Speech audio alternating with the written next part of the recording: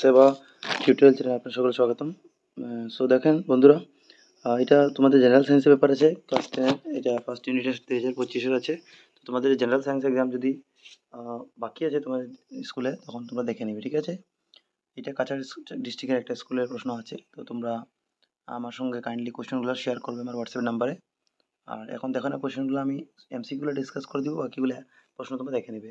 নিম্নলিখিত কোনটি ধাতুকল্প নয়, ধাতুকল্প কোনটা নয়? তো দেখো, টেলুরিয়াম ধাতুকল্প আছে, সিলিকনও আছে, অ্যান্টিমনিও আছে। এর মানে আনসারটা হবে ব্রোমিন, কারণ ব্রোমিনটা ধাতুকল্প নেই, ঠিক আছে। তো এটা হবে মানে ব্রোমিন তোমরা ক্লাস 9-এ পেয়েছিলে, সাধারণ উষ্ণতাতে থাকা তরল ধাতু এটাকে বলে, ঠিক আছে। তো ব্রোমিন হবে আনসার, এটা ধাতুকল্প নয়। এরপরে কোষে অবাধ শোষণ কোথায় হয়? তো কোষে অবাধ শোষণ কোথায় হয়? তো এটা আনসার হবে তোমাদের সাইটোপ্লাজম।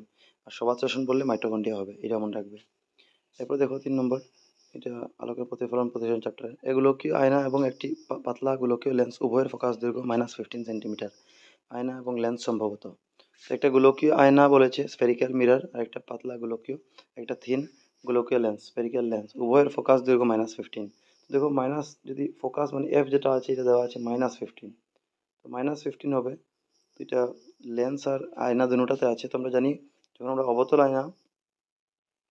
আয়নাও যখন ধরি এমনি, তো এটার ক্ষেত্রে এদিকে নেগেটিভ থাকে মাইনাস, ঠিক আছে। বাম দিকে, লেফট দিকে সবসময় থাকে।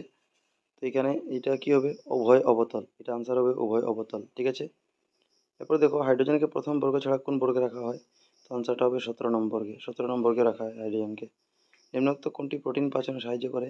তো প্রোটিন পাচনে ট্রিপসিন হবে আনসার, ট্রিপসিন হয়ে যাবে। এরপর দেখো, অবতল আয়নায় অসৎ প্রতিবিম্ব গঠিত হয় যখন বস্তুর অবস্থান।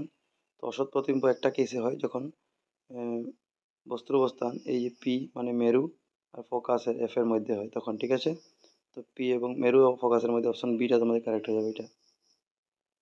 এরপর দেখো, উদ্ভিদে একটি রেচন দ্রব্য হলো, উদ্ভিদের রেচন, এটা প্রাণীর নয় কিন্তু মানুষের নয়। তো এটা হবে রেজিন, ঠিক আছে, আঠালো পদার্থ, এটা রেচন দ্রব্য উদ্ভিদের। প্রজাপতি তালিকার বাদিক থেকে ডান দিকে যাওয়ার সময় ধাতব ধর্মের কি হয়? তো ধাতব ধর্ম বাদিক থেকে ডান দিকে গেলে ক্রমশ কমে যায়, তো ধাতব ধর্ম কমে, ঠিক আছে।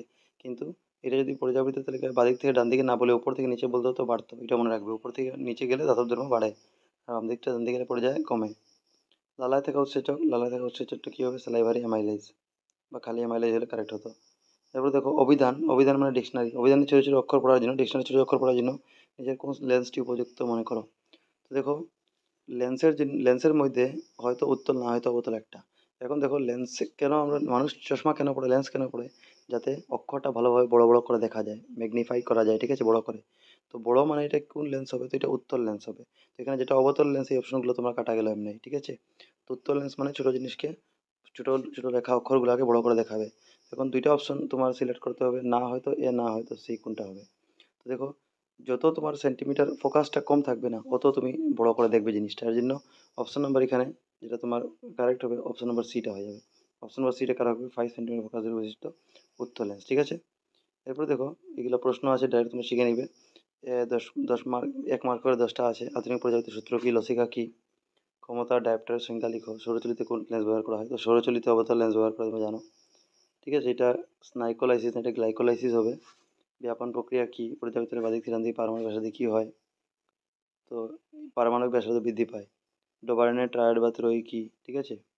আরও কোশ্চেন আছে, মাংসপেশিতে থাকা অক্সিজেনের অভাবে কি উৎপন্ন হয়? ঠিক আছে। তারপরে দেখো, ল্যাকটিক অ্যাসিড হবে এটা। তারপরে কৈশজালিকা কি?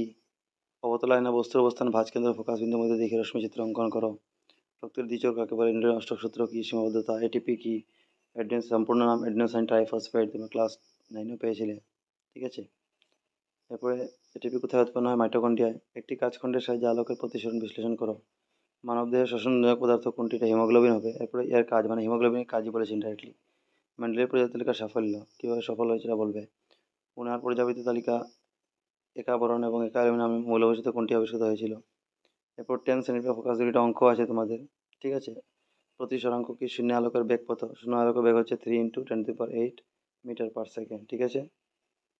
এরপর দেখো, সলিউশন কি? এর বিক্রিয়া কি? বিক্রিয়াটা তোমরা চ্যাপ্টার 6-এ আছে সুন্দর করে, এটা সলিউশন কি এটা দেওয়া আছে। পদ্ধতি, ঘটনা কি ঘটে, সব দেওয়া আছে। এরপরে জাইলিয়াম পরিবহনের প্রস্তুতির ভূমিকা। তো এই প্রশ্ন কটা ছিল, আশা করি তোমরা এটা শিখে নিবে। তো তোমাদের ডিস্ট্রিক্টে যদি স্কুলে যদি এক্সাম বাকি থাকে, তো আরামসে এটা কাজে আসবে। Thank you for watching.